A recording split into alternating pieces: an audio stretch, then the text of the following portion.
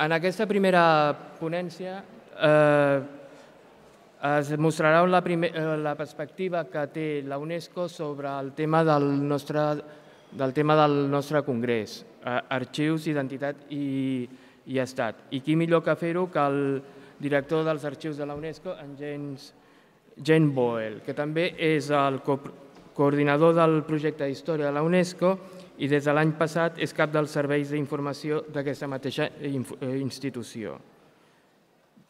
Jane Boyle és llicenciat en Història i Ciències Polítiques de la Universitat de Copenhague i ha treballat com a arxiver en l'Arxiu Regional de Copenhague i ha estat investigador del Museu i Arxiu Nacional de Groenlàndia fins a l'any 93, any que es trasllada a París a treballar com a arxiver a la UNESCO.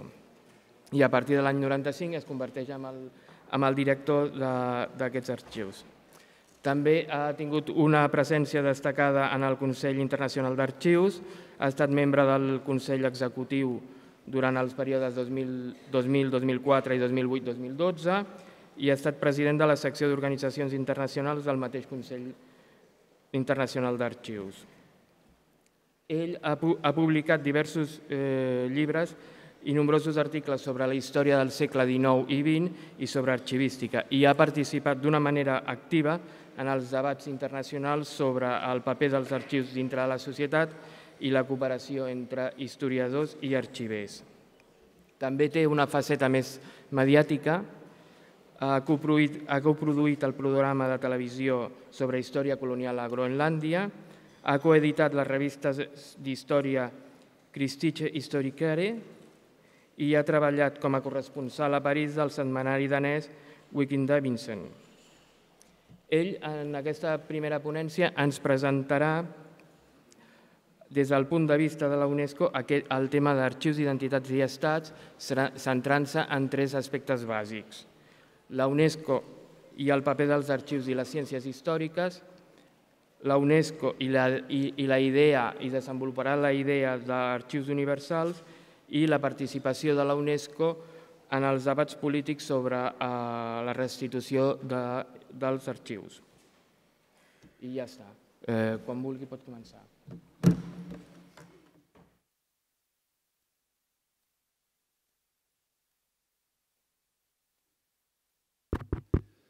Bon dia. I'm sorry I'm not going to speak in Catalan, which I should, of course, but I think the language of archivists is international, universal anyway, so I hope you'll understand me. First of all, I would like to thank the organizers, Juan, Patricia, the whole team, the whole organizing team. When I was invited for this congress, one of my friends and colleagues at the International Council on Archives, Christine Martinez, said that this would be a great event. It's one of the best she knew of, and I really should go. And already now I sense that this is the case. It's really great being here. Thank you for the invitation. And also, I would like to say that the speech we heard just before the break, the intervention by Borja de Riquer, I found it very interesting, and I'll come back to it during my intervention here today. And then also, finally, I would like to say that I hope there will be a lively discussion. There will be time for questions and comments and discussion after Trudy and I have spoken, because after my intervention, then Trudy Petersen will speak, as you know, and then there will be questions afterwards. So what I'll like to do now is to speak about UNESCO's vision during the years, UNESCO's vision and work on archives and historical sciences. This is the first part, and then go into the development of the idea of universal archives. And third, UNESCO's involvement in policy discussions on restitution of archives, of displaced archives. And then in conclusion, I'll say a few words about the Memory of the World program, its vision of shared heritage, and how this relates to the topic of archives, identity, and state.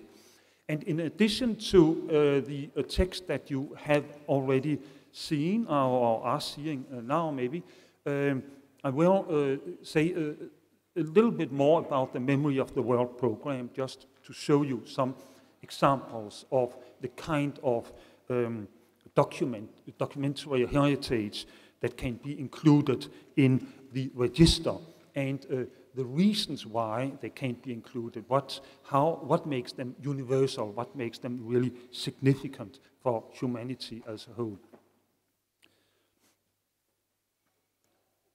So maybe you recognize this gentleman.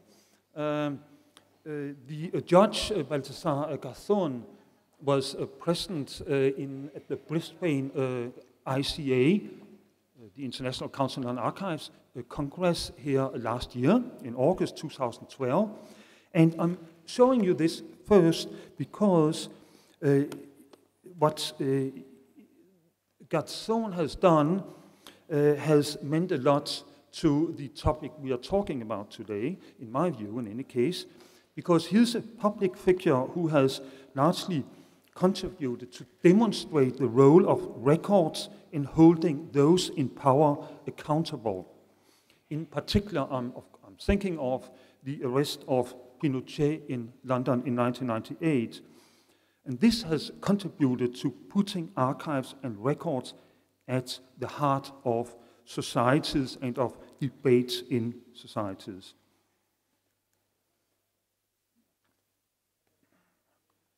So the interplay between archives, identity, and state has been at the heart of UNESCO's mission and activities right since the organization was created. UNESCO's goal was defined in the preamble and the first article of its constitution, which was adopted in London in November 1945, just after the end of the Second World War. This mission statement, it rings like a utopia, a dream. Its quality swings from its idealistic and determined ambition to change the world in the wake of the horrendous crimes and tragedies before and during the Second World War. This should be done by working on the construction of the defenses of peace in the minds of men, based on the recognition that if peace is not to fail, it must be founded upon the intellectual and moral solidarity of mankind. This is a quote. All the concrete work, the areas of work of the new organizations were imagined and decided upon with this lofty ideal in mind. What later was to be called a culture of peace or a new humanism. Education, culture, communication, the sciences, these were defined as the fields of competence for UNESCO within the UN system. Activities related to archives had to do with all these areas, in particular with culture and communication. It is essential to stress that UNESCO worked on these activities and worked on archives, not just for technical reasons, but because they were considered absolutely necessary for the shared memory of humanity and for promoting international understanding.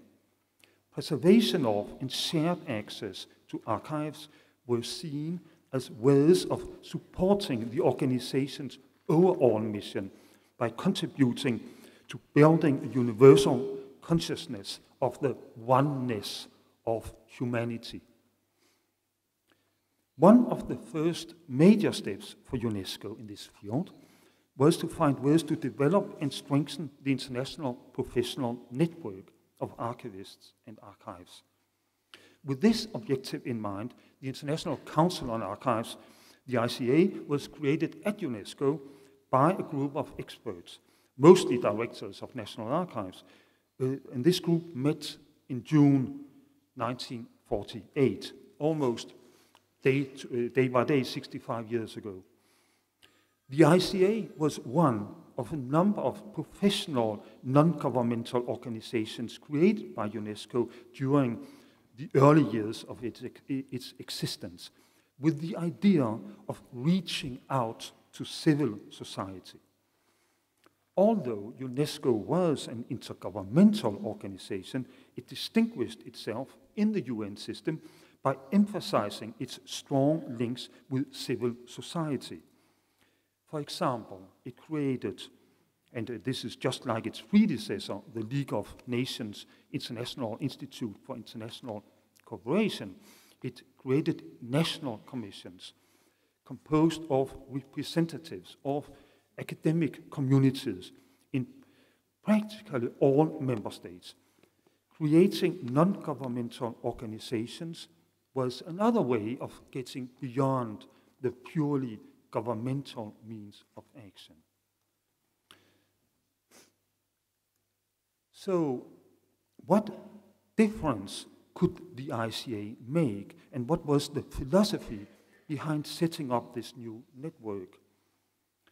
The very first constitution of the ICA, which you have here on the slide, it was adopted during the 1948 meeting in Paris. It declared that the role of this new international professional body was to preserve, protect, and defend the archival heritage of humankind and with the documentation of human experience for the benefit of mankind. The UNESCO perspective was expressed at the first Congress of the ICA in 1950 by UNESCO's Director General Jaime Torres Bodet from Mexico, who stressed that archives were the condition for the continuity of human experience and the possibility of good government. Archives should be perceived as the instructive traces of life, rather than immense cemeteries where the experiences, the adventures, the risks, and the dramas of society are buried forever. It is interesting to see so early on this clear awareness of the complex nature of archives, a tool for good governance through effective record keeping, a way of safeguarding memories of societies, and as the ultimate goal, the embodiment of a social responsibility and democratic necessity to provide access to evidence and information. In the field of archives, UNESCO's work was concentrated on several parallel tracks. Facilitating access was a driving force from the outset. Although records and archives were recognized as tools for governments underpinning decision-making, accountability, and administration, there was also a clear understanding of the value of giving wider access to archives for scholars, but increasingly also for the general public. Archival activities were, from UNESCO's perspective, closely related to the promotion of history, the historical sciences. I'll just go back, just a sec. Okay, just a sec. Oh yeah, sorry, I want to go back to this. The archival activities of UNESCO were closely associated with history. So in 1950, UNESCO launched a very ambitious project involving 1,000 experts from more than 60 countries on the editing of a history of mankind. It took 26 years to publish all 13 volumes. The goal was to enhance the idea that humanity has a shared history. Rather than fostering national pride and communitarism, history should help advancing awareness of universality and promote international understanding. This work was very much in line with the critical reflections on prejudices and stereotypes that had also been launched by UNESCO with regard to history and geography textbooks. This is what's meant by the revision of textbooks here. Hopes were that hostile perceptions of the others could be replaced by a mutual international understanding, a deeper sense of belonging to the same human race. As shown by the Danish historian Paul Duedal in a paper presented to a UNESCO History Conference at King's College at Cambridge University in 2009, the ambition to achieve consensus and a certain kind of international uniformity proved a major obstacle for the other main objective of the project, namely to analyze global cultural diversity and its mutual influences. The Cold War made the editing particularly complicated. The culmination of these difficulties came when the Scientific Commission for the History of Mankind project received the final manuscript for Volume 6, covering the 20th century. Only a few days after the manuscript had been handed over to the Soviet scholars for comments, they returned a comprehensive critical review, a total of 500 pages of objections, and a very detailed guideline for the rewriting of the entire manuscript. So it was not easy. The first volume was published in 1963 and well received by reviewers. Later on, the reviews became increasingly skeptical. Paul Duedal points out that the text often tended to follow the lowest common denominator, that is, a harmless, smooth, and harmonized history, but he nevertheless characterizes the project as an intellectual landmark. The process leading up to the publication was groundbreaking in its ambitious attempt to get beyond Eurocentrism. The process can well be seen as a starting point of the post-war trend towards writing global history. UNESCO's activities in the field of archives and history came to play very actively into support for decolonization processes. In particular, what some historians have called the decolonization of the mind. This was part of the thought when UNESCO followed up on the history of mankind with a revised and updated edition, History of Humanity, and with regional histories. In particular, the General History of Africa, which was launched in 1971 and published from 81 to 93. In synergy with UNESCO's and the ICA's work on archives, this 8 volumes publication played a significant, maybe even decisive role in giving back history to Africa, as reflected in papers presented at the International Conference on UNESCO and Decolonization, which was organized by the International Scientific Committee for the UNESCO History Project in Dakar in 2009. Already from the late 1950s, UNESCO supported, in cooperation with the ICA, newly independent states and emerging decolonization by publishing the Guide to the Sources of the History of Nations. And those volumes of the guides were published between 1958 and 1984. These publications contributed to nation building and to preparing independence of colonies by including systematic overviews of the sources to the history of new nations and newly independent states. The ICA was growing and worked very closely with UNESCO with regard to both planning and implementing program activities. Experts were sent to countries around the world where they helped building capacities up through the 1960s and 70s and 80s in particular through awareness, training, and by creating archival schools in newly independent countries like Senegal. In the 1970s, the Records and Archives Management program, the policy studies called RAMP, which you probably all know, these studies were launched.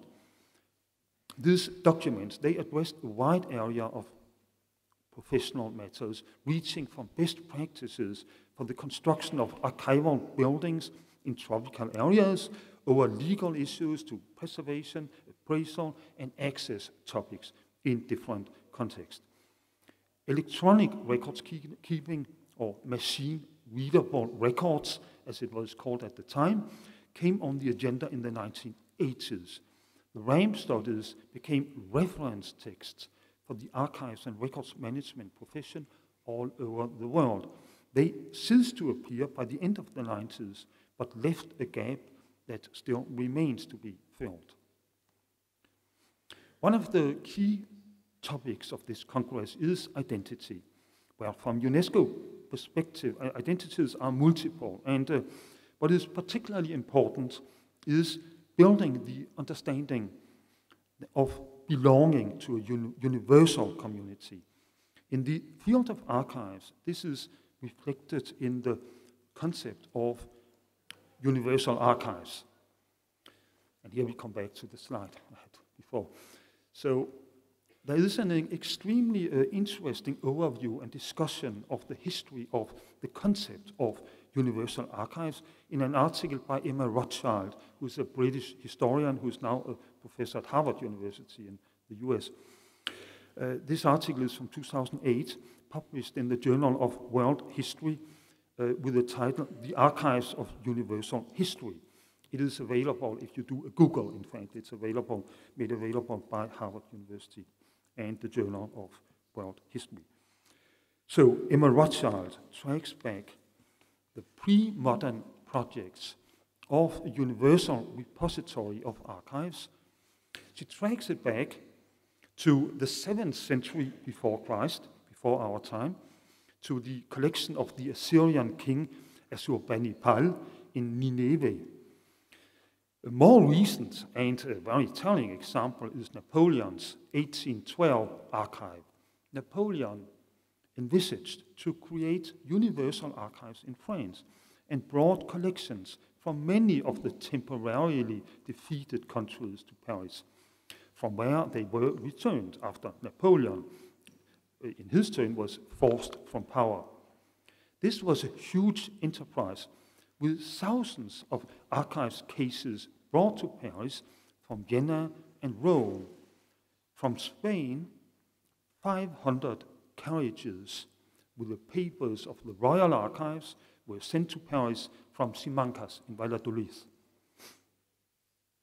For centuries, even millennia, the idea of universal archives was closely associated with centralized governmental power. By the end of the 19th century, universalist ideas emerged, ideas associated with utopian dreams of a humanity that would no longer be divided by nationalist stereotypes and prejudices. These ideas found concrete expressions, for example, in the universal photo archives of the philanthropist Albert Kahn in Paris, and in the attempt to create universal archival classification system by way of the Dewey or the Universal Decimal Classification, the UDC systems. As Jay Winter, an American historian, has pointed out, the UN itself was a small utopia, and this is just as true for UNESCO. The idea of a universal archive is enduring, as Emma Rothschild has demonstrated. It has accompanied UNESCO since the beginning. It is an illustration of the force of this ideal that the archivist of the United States, at the moment of the creation of the UN and UNESCO, he was also one of the founding fathers of the ICA, and his name was Solon Buck. He saw the international archival work as a matter of worldwide democracy. From this international perspective, archives touch upon the essence of democracy and human rights, accountability of governments, the citizens' right to know. So UNESCO's work on archives through the decades shows that the organization has always worked for the idea of universal archives in the sense that it has strived for universal preservation of and access to archives and tried to bridge the divide between the rich and poor countries and institutions. The endorsement, which was mentioned earlier today by UNESCO in 2011 of the ICA Universal Declaration on Archives, underpins this commitment. And then you could ask, but what does it mean that such a declaration has been issued and endorsed by UNESCO? Maybe it's just words. Maybe it doesn't really change anything. Well, to this I would just say that the power, the potential power of the Universal Declaration and UNESCO's endorsement is that archivists around the world and citizens, anybody around the world, can refer to this statement and can tell their member states, that tell their own governments that they actually voted for this at UNESCO. So they are committed to follow the principles. For instance, this morning, earlier this morning, when Borja de Riquer mentioned a number of cases where there are limits to, arbitrary limits to access to archives, so there is not really a state of law in that area and not a genuine free access to archives, then it is possible to refer to this declaration and to say, after all, you voted for this, so please respect the principles that you accepted in 2011. So this is a symbolic power, but still it can't be used, and in some cases it has already proven effective. Among the practical actions that have been undertaken by UNESCO in the past, and now I'm moving back before the declaration, were very ambitious microfilming activities, in particular in Latin America. So from the 1990s, these efforts, really to create universal preservation and access, these efforts became increasingly focused on digital issues. In 2003, UNESCO adopted a charter on the preservation of digital heritage, and in September 2012, a global policy document, the Vancouver Declaration, was adopted at a UNESCO conference on the digital memory of the world. What is particularly interesting in this context is that some of the ideas from the 1940s on providing universal access to archives as a shared heritage of humanity now seem to become more realistic to put into practice in view of the new technological possibilities. What seemed to be a dream, a utopian dream in 1945, could to some extent become reality in, for example, 2025. I'll now move relatively shortly to disputed claims and restitution of archives, because this is also an essential topic of discussion in this area where UNESCO has been active. The questions of restitution of archives were, in fact, part of the discussions already when UNESCO was created. At the time, it was in a very specific sense, namely in relation to looting in wartime. So it was really related to the Second World War and rebuilding the world after the war. These questions, they came up together with other war-related cultural issues, such as the destruction of libraries.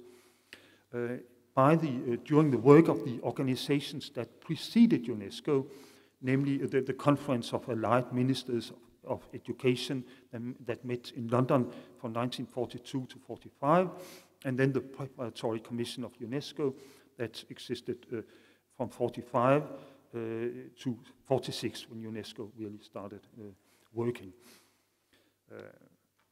So although these war-related issues, they were complex, many of them were still quite straightforward compared to those that followed when the decolonization process started in earnest.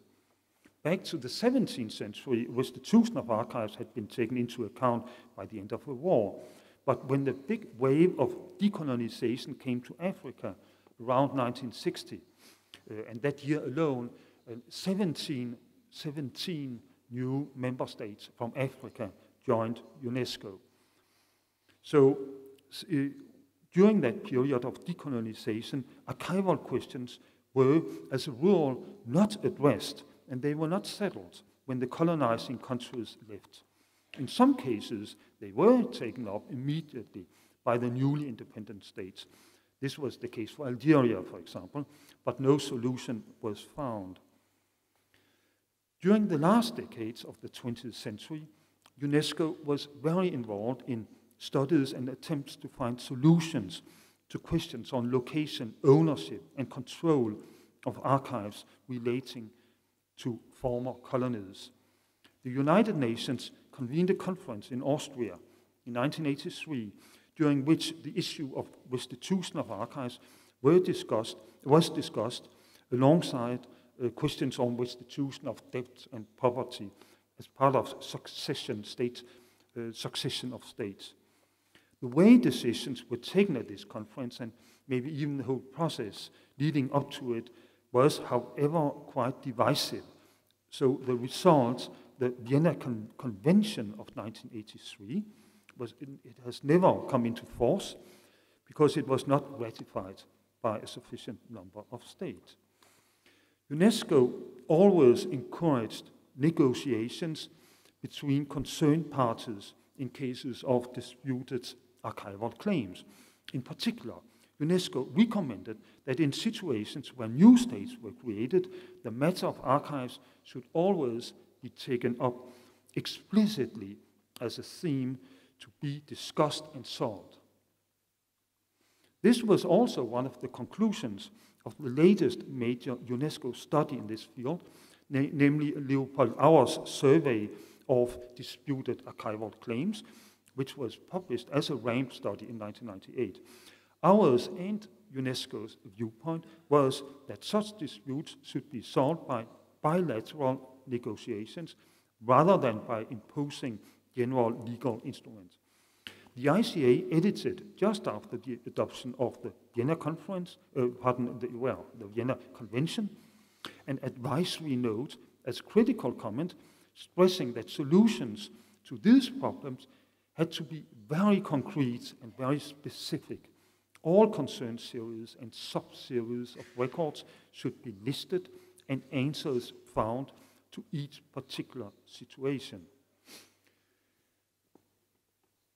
Yes, as a short side remark here, I'd like to add a personal note, because as a young archivist, I worked for the Greenland Home Rule Government, and I realized to what extent it was important, not only for the Inuits of Greenland, but also for the population of Denmark, the former colonizing power, to include the archives about the history of the Greenlanders, of Inuits, in the collective memory of both peoples.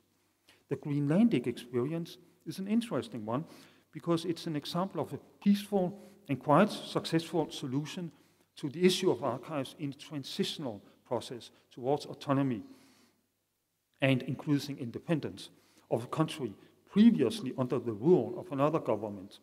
Essentially, consensus between Danish and Greenlandic officials was achieved on the principle that all archives created by the colonial authorities in Greenland should remain in, or when relevant, be returned to Greenland, while archives created by the central authorities in Copenhagen would remain in Denmark. Simultaneously, Microfilming projects were launched. This was in the 1980s. So these microfilm projects aimed at sharing access to such archival holdings where the originals would be preserved elsewhere. In today's world, of course, a digitization process would have been chosen. So today, UNESCO's work on archives in support of citizens' right to know their history and of good governance principles, accountability, transparency, open government. This work is to a very high and growing extent related to the Memory of the World program. From its inception in 1992, this program has grown in depth and scope, which was demonstrated by last year's conference in Vancouver on the digital memory of the world. With regard to the topic of this conference, Archives, Identity and State, I find the concept of shared heritage particularly interesting. Far from communitarism and nationalism that could arise from such very identity-oriented topics, ownerships of archives, shared heritage, and an approach consisting in encouraging joint applications for inclusion in the register of the memory of the world, they go in the opposite direction. They go in the direction of promoting the idea of shared humanity with the heritage we all have in common. This is also in line with the growing awareness that all history is interconnected and often also transnational. Right now, just less than a month ago, by the end of April this year, the Executive Board of UNESCO has adopted a new action plan for the memory of the world. This plan aims at strengthening the program, giving it a stronger legal status, and the overall goal is to build international understanding and awareness of universally shared documentary heritage. The actions foreseen emphasize education and research as key ingredients to achieve this goal, and suggest giving consideration to establishing a Memory of the World Knowledge Center within the UNESCO Library. In 2012, the Memory of the World Register included 245 manuscripts and archival collections. Among them are 2 inscriptions from Spain. Looking more closely at the place where this Congress takes place and at 20th century history, it seems obvious to me that there are many possibilities for proposing inscriptions in the registry which relate to Barcelona, Catalonia, and at the same time go well beyond the borders of this autonomous community of Spain. Barcelona and Catalonia have impacted not only policies, economics, and culture across the world, but they have also impacted minds and imaginations. George Orwell's Homage to Catalonia is one of the most influential books about the Spanish Civil War. It has changed ways of understanding the complexity of political change for many people around the world. And something similar can be said about other works, other literary works, such as Mercè Rodorèda's La Plaza del Diamant, the Diamond Square, which was translated into English at the time of the dose. Both these books, they are powerful examples of the symbolic importance of the Spanish Civil War and how events here in Catalonia interact with profound developments in other places. Exiled republicans around the world, in UNESCO, for instance, the former rector of the University of Barcelona, who was also a minister in the Republican government of Catalonia during the Civil War, Juan Bosch Gimpera, he came to work at UNESCO. He was a very important figure in creating the history project at UNESCO, and he only left when Franco Spain was admitted by the end of 1952. So This is just one example. But many exiled Republicans around the world had significant impact on ways of thinking and imagining politics, inspired by their experience with the Spanish tragedy. Archival collections reflecting this transnational impact of the Spanish Civil War could well be proposed for the inclusion in the Memory of the World Register. This is, of course, just one example, which I personally find interesting, but there are countless other possibilities. I'd like to go through some slides briefly on the Memory of the World Register, because this is part of the Memory of the World program. There is this register, which, as I said, includes, at this point in time, 245 inscriptions, documentary heritage from countries all over the world. And very soon, in June, there is a meeting in 1 month from now, where other proposals are also, I think, some that interest you here in particular, will be discussed, and others will be included. I'm just giving, I would just like to briefly explain the 5 specific criteria that enable documentary heritage to be included in the register. The universal criterion is that, well, the general criterion is that there should be a universal significance, universal interest. More specifically, there are 5. One of them is location. Here, for instance, these examples, they relate to the torture center in Cambodia and Phnom Penh, the Tuol Sleng Genocide Museum archives. And there's also another specific location in South Korea, in Gwangju, where a student rebellion was, or demonstration was violently suppressed in 1980, and now the government itself has proposed that this should become part of the Memory of the World, which was accepted. So, and the location here is a particularly important element.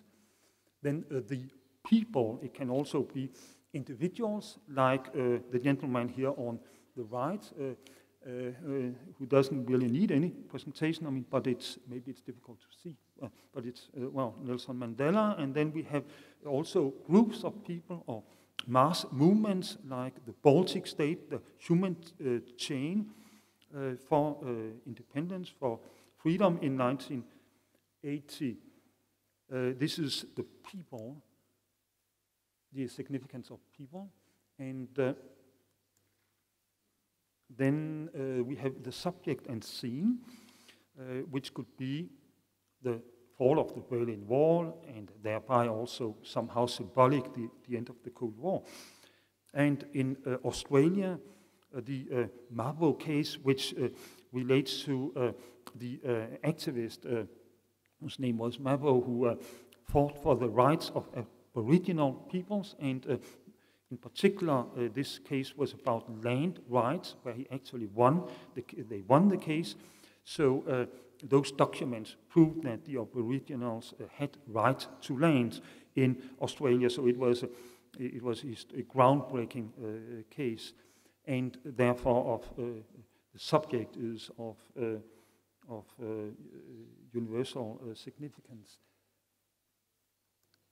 And then the form and style.